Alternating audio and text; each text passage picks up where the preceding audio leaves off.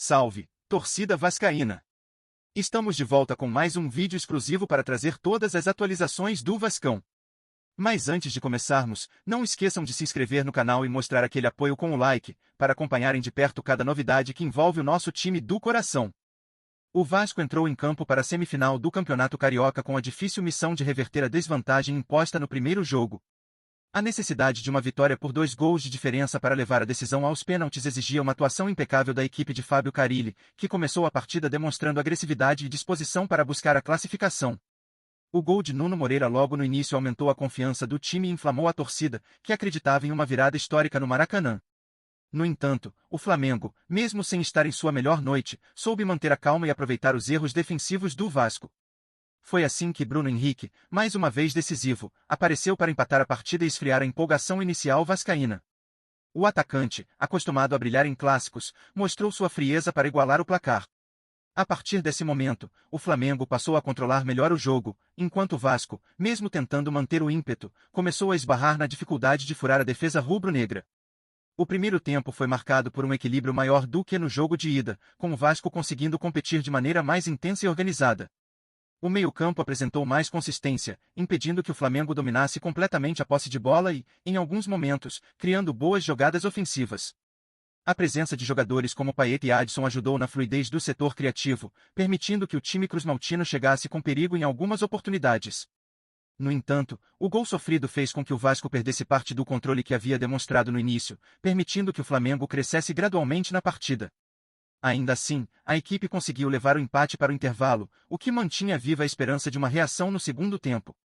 A torcida, que compareceu em peso, não deixou de incentivar e demonstrou acreditar na possibilidade da virada, mas também sabia que qualquer erro poderia custar caro contra um adversário acostumado a decisões e com um elenco de alta qualidade.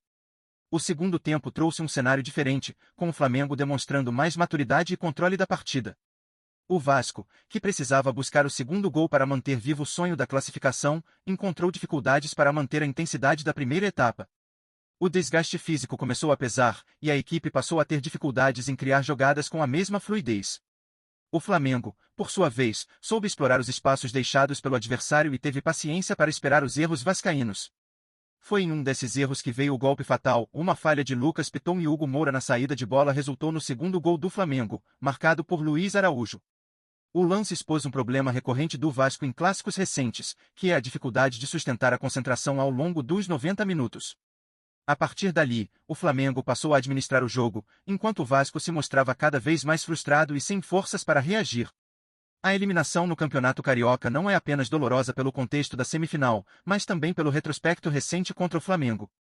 São apenas 2 vitórias nos últimos 32 confrontos, um dado que escancara a diferença entre os clubes nos últimos anos. Apesar de demonstrar evolução em relação a temporadas anteriores, o Vasco ainda encontra dificuldades para rivalizar com o Flamengo em momentos decisivos.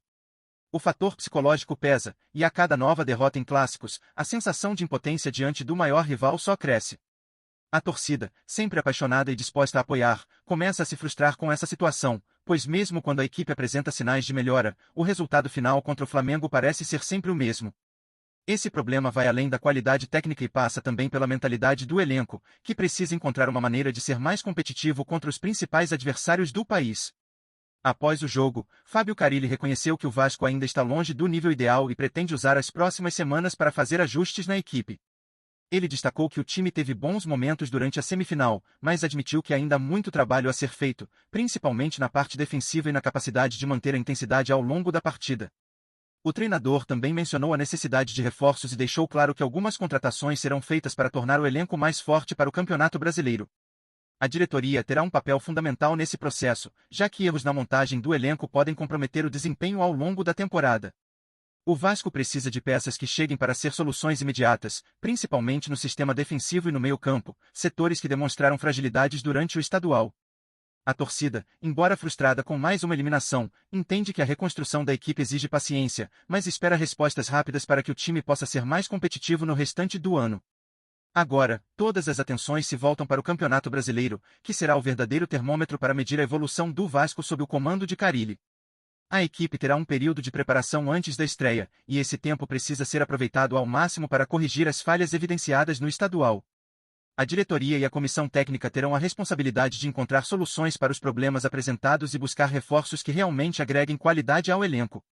A torcida, mesmo desapontada, seguirá apoiando, mas espera respostas concretas dentro de campo. O Vasco tem história, tem camisa e tem uma das torcidas mais apaixonadas do Brasil, mas precisa transformar esse peso histórico em resultados. O objetivo do clube não pode ser apenas evitar quedas ou brigar na parte intermediária da tabela. O Vasco precisa voltar a ser competitivo em alto nível, e a única forma de fazer isso é aprendendo com os erros e construindo um time capaz de enfrentar qualquer adversário de igual para igual. Antes de continuarmos, te pedimos que deixe seu like e ative as notificações no canal para não perder nenhuma novidade exclusiva do Vascão. Continuando. A eliminação do Vasco na semifinal do Campeonato Carioca, diante do Flamengo, deixou a torcida dividida. A equipe apresentou momentos de competitividade e organização, principalmente no primeiro tempo, mas não conseguiu manter o ritmo até o fim.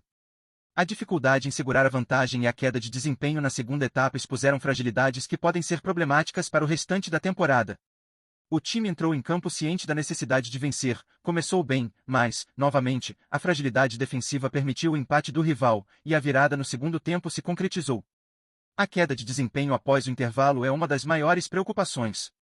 No primeiro tempo, o Vasco se mostrou bem organizado, mas, na segunda etapa, a diferença técnica ficou evidente, e a equipe não encontrou alternativas para equilibrar a disputa. A falta de peças no banco para manter o nível do time titular ficou clara, o que comprometeu as chances de reação. Após o empate, a postura do time mudou, e a equipe teve dificuldade em retomar o ritmo apresentado no início da partida. O Flamengo soube aproveitar os espaços e conseguiu a virada.